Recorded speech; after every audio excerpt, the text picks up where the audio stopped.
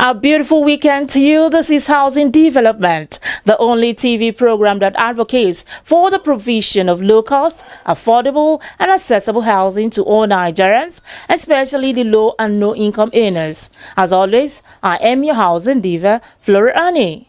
Coming up on the program today, Abuja residents react to the proposed bill by Senate to bar landlords from collecting annual rent. Also express your opinion on monthly rent payment. In addition, the Abuja Metropolitan Management Council coordinator urged developers to engage consultants in their construction works. These and more are lined up for you on the program today. It's over to our news desk for the latest news in the housing sector.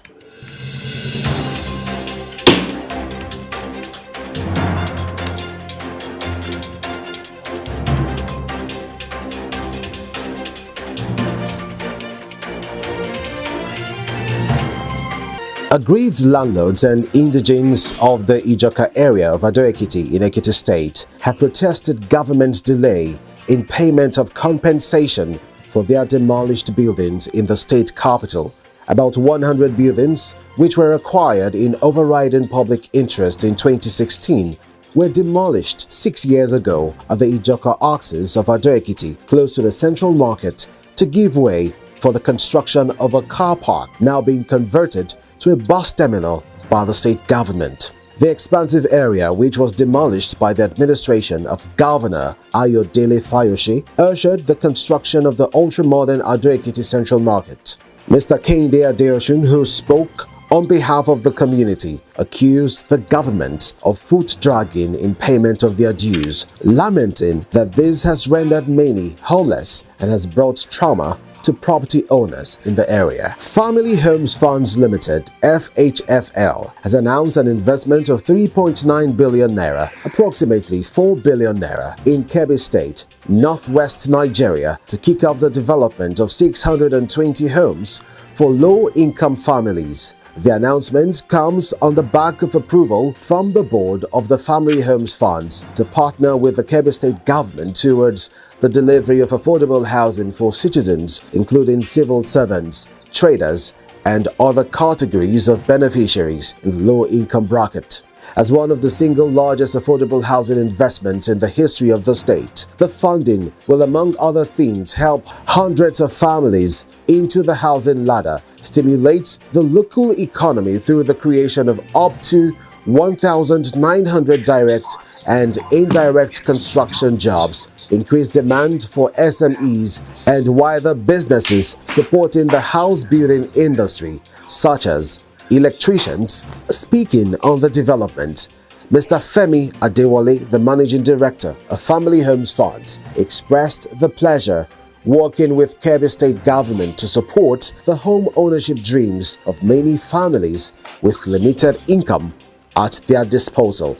The Housing Development Advocacy Network, HDAN, has warned dubious estate developers to cease from their evil acts or face dire consequences of their actions, warning that failure to change, they would be named and shamed in the new year. HDAN, in a statement signed by its executive director, Festus Adebayo, said the number of Nigerians that have fallen into the hands of dubious estate developers is disturbing and extremely alarming, He pointed out that the dubious elements in the industry taking advantage of the over 22 million housing gaps to exploit innocent Nigerians and thereby defrauding them of their hard-earned money. He said the group will be working with the Police and Economic and Financial Crimes Commission, EFCC, in the year 2022 to sanitize the industry. Consequently, Festus Adebayo said HDAN will be working closely with Real Estate Developers Association of Nigeria, REDAN, to ensure passage of the Real Estate Regulation Bill into law.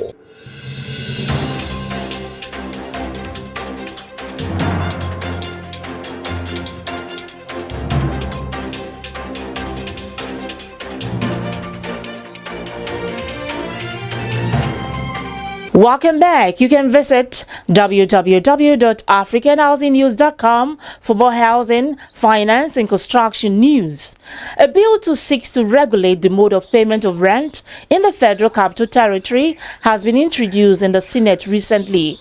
Kogi Senator Smart Adeyemi, the sponsor of the bill, said many residents of FCT are finding it very difficult to cope with the huge rent payment. The reason many of the houses built for such purposes are empty. Are Nigerians pleased with these? Let's watch their reactions on Voices on the Street.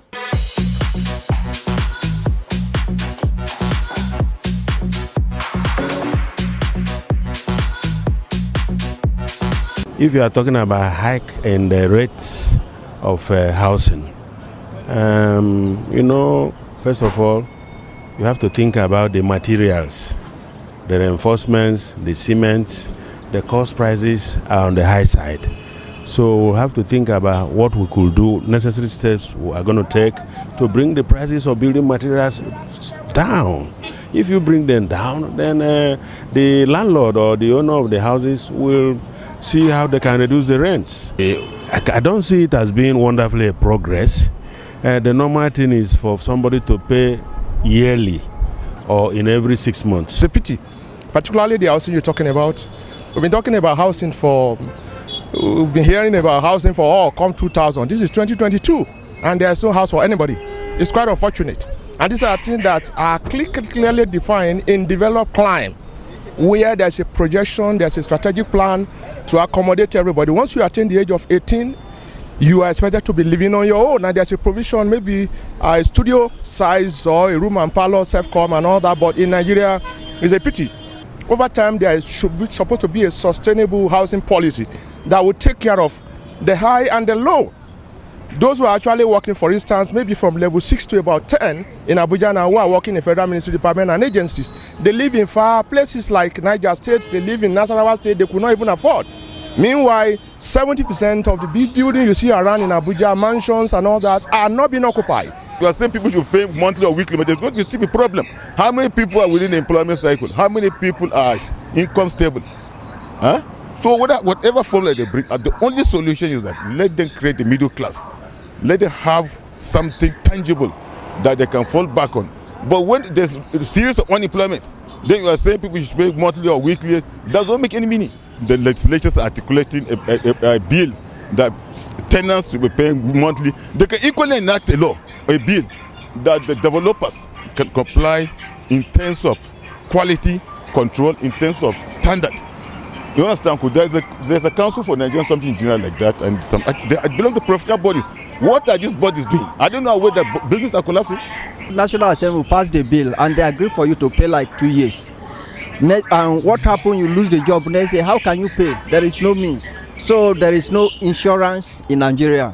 So I don't think that will help Nigeria. I prefer they will pay 6 months to 1 year, that the person can be capable of doing it. For you to run a project of 100 million, 200 million, there must be an insurance by you and the federal government. Like some company, you go to mortgage bank when you want to run a big contract with the federal government. Many people currently cannot pay rent because of the hike on rent, and some people will not even collect less than 2 years. They won't collect less than 2 years rent. So if government can make it a compulsory that you have an option of paying 2 months, 3 months, or you pay as your finances can carry, it's a good idea, and it will help lots of Nigerians.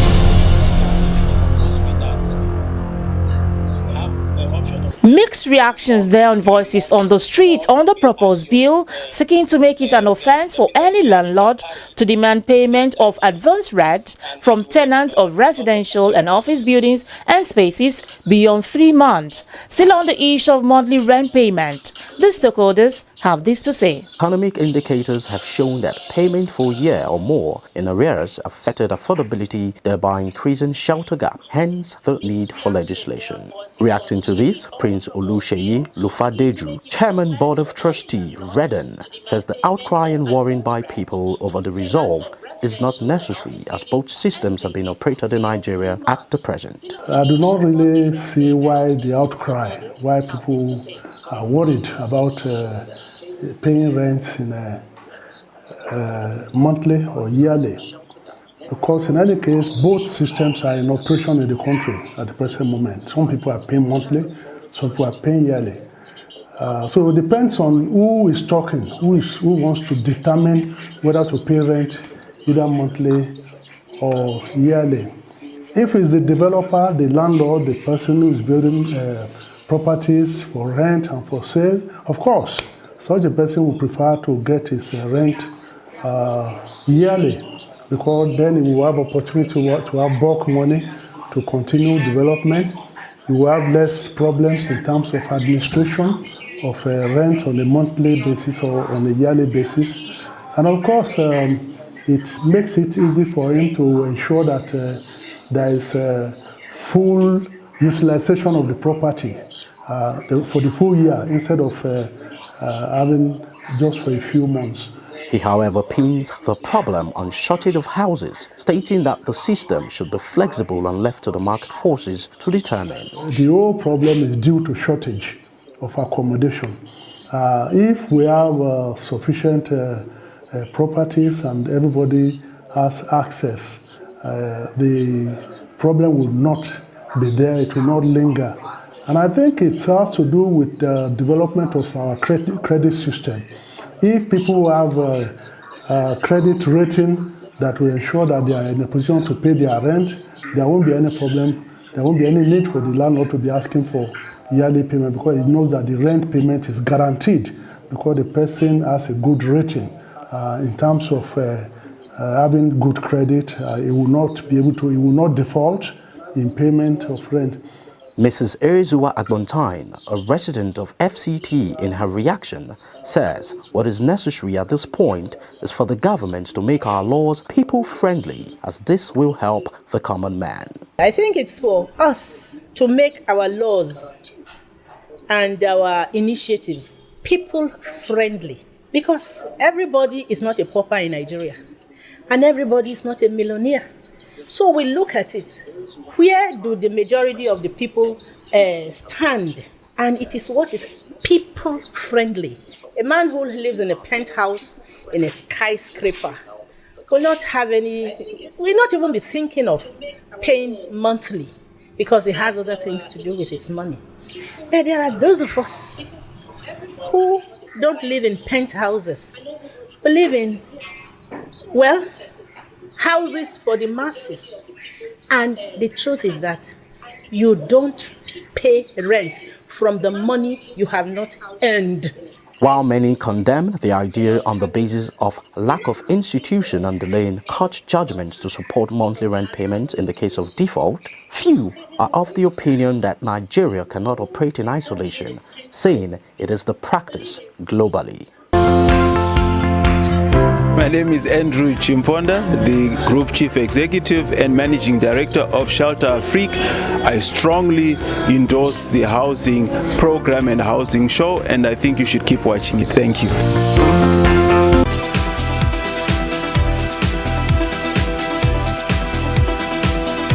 Welcome back. The program is Housing Development. The groundbreaking ceremony of NIS Place 3, developed by NIS Realty, was held recently in Abuja. Housing development crew covered the groundbreaking ceremony. Let's have a look. Exactly 1 year after the first groundbreaking ceremony of the NIS Realty Limited, Place 1 in 2021, the emerging real estate company has witnessed a tremendous growth process as it has recorded the third groundbreaking ceremony, Place 3 in Katakwe axis of Abuja, in a bid to tackle the already existing housing needs of the country. CEO of NIS Realty Limited, Abubakar Sadiq Mohammed, in his speech, noted that the 21 housing units to be built on 1.07 hectares of land, comprising 14 units of semi-detached homes and 7 units of fully detached homes, was geared towards contributing a quarter to the growth of Nigeria's GDP in providing more homes that will increase the nation's economy through the housing sector and also tackle the dire needs for shelter amongst Nigerians. For him, the project is progressive as it was birthed at the crux of the COVID-19 pandemic, yet making strides. Ultimately, our journey has just begun. The next few years for us, I know, is going to be extremely busy. It's going to be extremely eventful, and it's going to be what sets us out from every other person, because for us, we are not competing with anyone. The competition is against ourselves, and the competition here is to ensure that we deliver on every promise we make. We ensure that everything we put forth is excellent. We also ensure professionalism in all our works, and we showcase the talent that everyone desires to see in the industry today, the real estate industry today. President of the Nigerian Institute of Architects, Mr. Enyi Ben Ebo, following the track records of NIS Realty Limited in the use of quality building and construction materials with the 2 years operations of the real estate company, he expressed optimal satisfaction of the company, noting that the construction of the NIS Place 3 will definitely not be below standards as a solution to major architectural issues in the housing sector. I'd like to commend the courage of NIS Realty. You came out at a time when others were running out of industry. You came out at a time when a strange pandemic just came upon all of us, and nobody was certain of the future, and people were holding back. Even investors were kind of wary investing in an uncertain outlook. You also came out at a time when the economy was facing, or is still facing, a very, very serious challenge. And so for you to have covered these grounds in, I would say 1 year, because 2020 we never really worked, all of us were at home, I would really say it is commendable. In keynote addresses and speeches by stakeholders, partners and investors present, the project will not only eventually contribute in tackling housing deficits in Nigeria, but will bring economic development to the Katakwe community of Abuja and Nigeria at large. This is a building, a project that has 21 units of luxury houses. We have 14 units of semi-detached, and then we have 7 units of fully detached in a compound of about 1.07 hectare land. You want people to build houses, you don't make the land become very, very difficult for them to acquire. Also, you have to make do with a lot of intervention and create programs that will enable banks and other institutions that can finance projects like that to really help in developing this sector. The most important for me is making the land available and also creating the enabling environment for the financial institution to come in and help. The event, of course, came to a close with the CEO and other top government officials and key players in the housing sector officially leading the breaking of the ground for the construction to begin in full gear.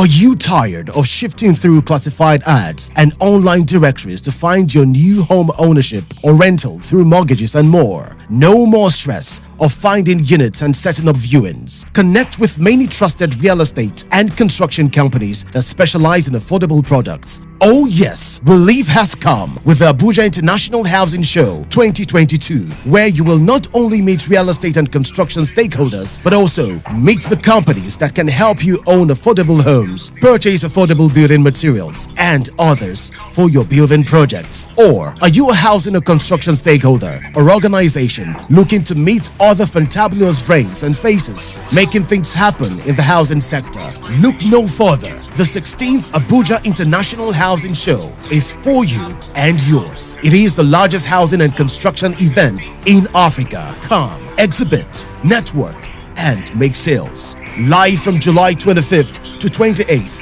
2022 at the International Conference Center, ICC, Abuja. For further inquiries, 0816-6570-090. That is 0816-6570-090. The 16th Abuja International Housing Show. Be there.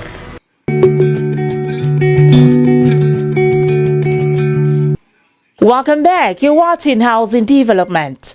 The coordinator of Abuja Metropolitan Management Council, Umar Shuaib, has urged developers to engage reputable consultants in the construction work as well as get insurance coverage for the housing project. Take a listen. The spate of building collapses in Nigeria and the attendant losses of lives and property are worrisome. In seeking for solutions and the way forward, the coordinator of Abuja Metropolitan Management Council says following the collapse of buildings in some states of the Federation, his agency is making all efforts to ensure developers do the right thing. He identifies two main issues as it relates to construction of housing projects: non-insurance coverage for housing projects and professional competence among developers. For most people, buying or building a house is probably the biggest and most expensive investment they would ever make, and it is vital that their investment is fully protected. All over the world, many secure their property with the aid of property insurance. Speaking on property insurance, the coordinator of Abuja Metropolitan Management Council, Town Planner Umar Shuaib, says his council is making efforts to ensure that most property developers insure their housing projects, as most of them default. Section 64 of the Insurance Act 2003 requires that every owner or contractor of any building under construction with more than 2 floors must take an insurance policy to cover liability against construction risks caused by the negligence of the contractor, owner, servants, agents, and consultants, which may result in death, bodily injury, or property damage to workers or the public. The insurance must be undertaken from the construction stage. The purpose is to guard the public against construction risks that may be caused by negligence.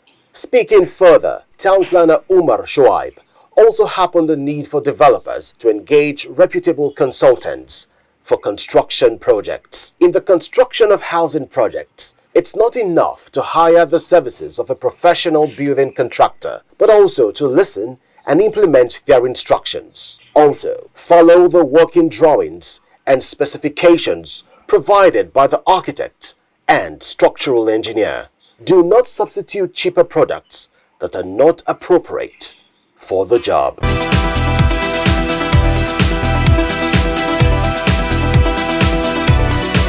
Umar Shuaib there, the coordinator of Abuja Metropolitan Management Council.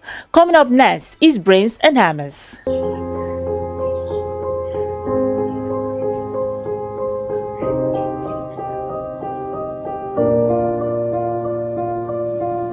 Bongale City is a 8,000 affordable housing unit project developed by Brains and Hammers. It is situated along the Kubwa Expressway in the Federal Capital Territory. This project is broken into phases. The phase 1 of the project has 1,000 housing units that are completed or at different phases of completion. The second phase of the project is made up of 1,250 housing units, broken into 2 bedrooms and 3 bedrooms. This second phase is fondly called the Mega City. and is fully facilitated and supported by the Federal Mortgage Bank of Nigeria. The partnership between Federal Mortgage Bank of Nigeria and Brains and Hammer speaks to the credibility of not just the company, but how far we've come in providing affordable houses for Nigeria.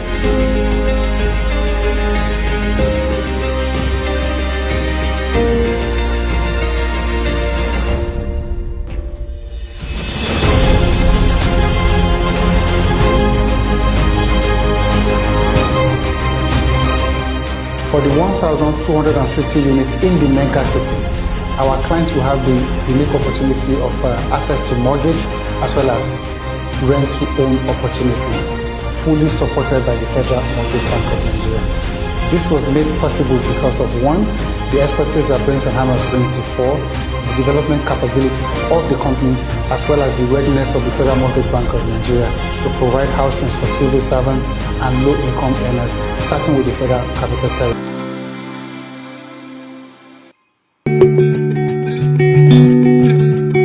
The larger population of Nigerians who cannot afford to buy their own houses are usually at the mercy of landlords for accommodation, and due to the rigid payment system in most cities, tenants are forced to pay through their nose. To rent an apartment in Nigeria, one has to make a down payment of not less than 1 year. In some cases, tenants are expected to pay up to 3 years rent up front. Inasmuch as the idea of monthly rent payment is awesome, government should also take the initiative to work with developers to offer more rent-to-own options, one that will suit the needs of the low-income group.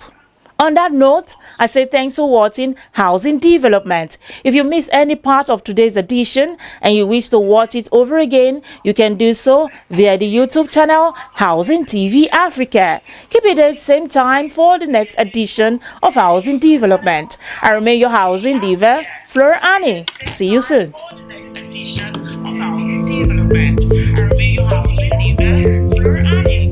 See you soon.